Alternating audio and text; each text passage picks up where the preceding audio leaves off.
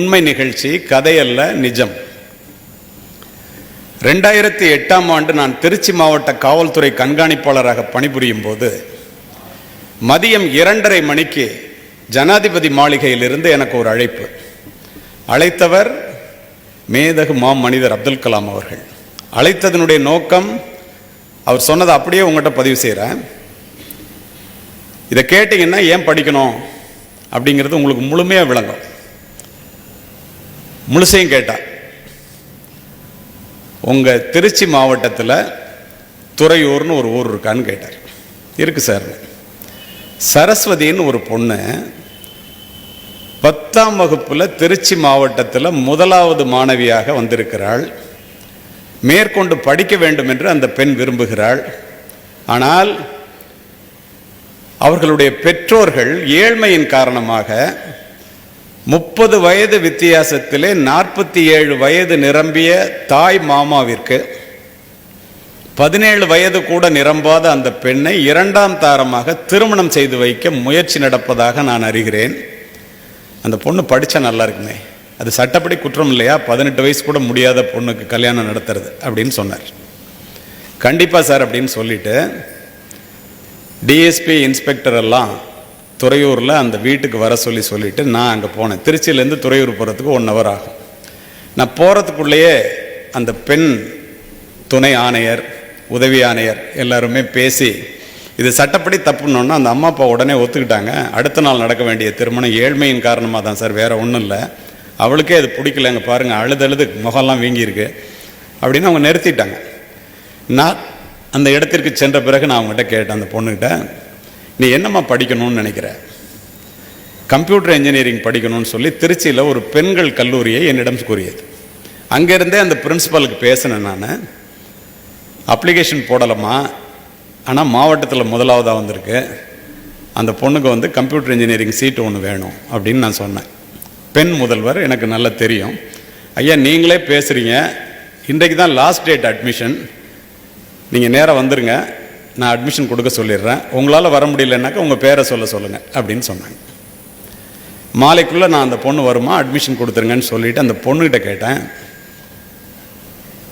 சரஸ்வதி உன்னுடைய தேவைகள் 2ம் நிறைவடைந்து விட்டது. பிடிக்காத கல்யாணத்தை பெற்றோர்களை நிறுத்தி விட்டார்கள், பிடித்த படிப்பை நான் பெற்றுக் கொடுத்து விட்டேன்.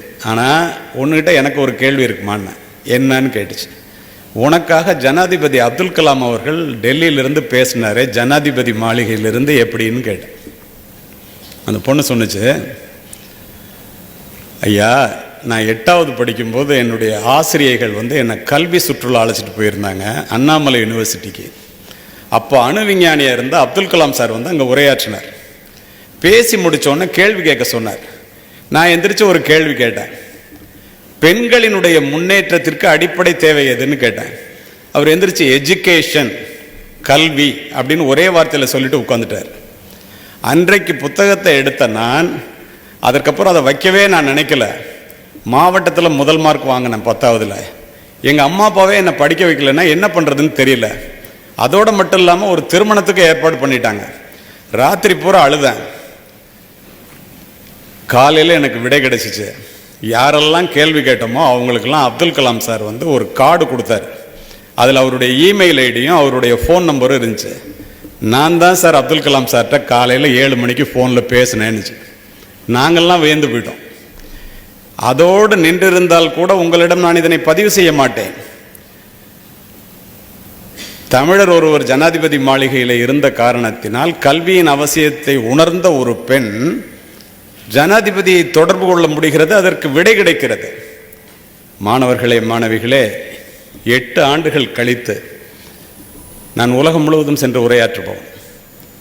அமெரிக்காவிலே டல்லஸில் நடந்த வட அமெரிக்க தமிழ்ச்சங்க பேரவையிலே நான் உரையாற்றி விட்டு கீழே அமர்கிறேன். ஒரு பெண் மேடைக்கு சென்று ஒரு 2 நிமிஷம் பேசணும் அப்படின்னு கலிஃபோர்னியாவிலேருந்து வந்திருக்கேன், நானே டிரைவ் பண்ணிட்டு வந்திருக்கேன், கண்டிப்பாக எனக்கு பர்மிஷன் வேணும்னு கேட்குது. பர்மிஷன் கொடுத்தாங்க.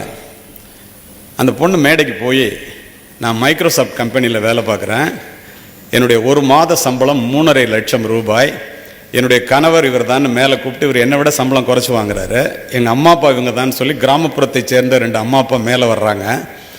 இதெல்லாம் எதுக்குமா சொல்கிறேன்னு நிகழ்ச்சி ஏற்பாட்டாளர்கள் சொல்கிறாங்க. எல்லாருமே ஆச்சரியமாக பார்த்துட்டு இருக்கோம், நான் உட்பட. அந்த பெண் என்னிடம், ஐயா கலியமூர்த்தி அவர்களே, என்னை நீங்கள் மறந்திருக்கலாம், மேதகு அப்துல் கலாம் அவர்களையும் உங்களையும் என் வாழ்நாளில் நான் மறக்கவே முடியாது. ஏனென்றால் நான் தான் துறையூர் சரஸ்வதி என்று கூறிய.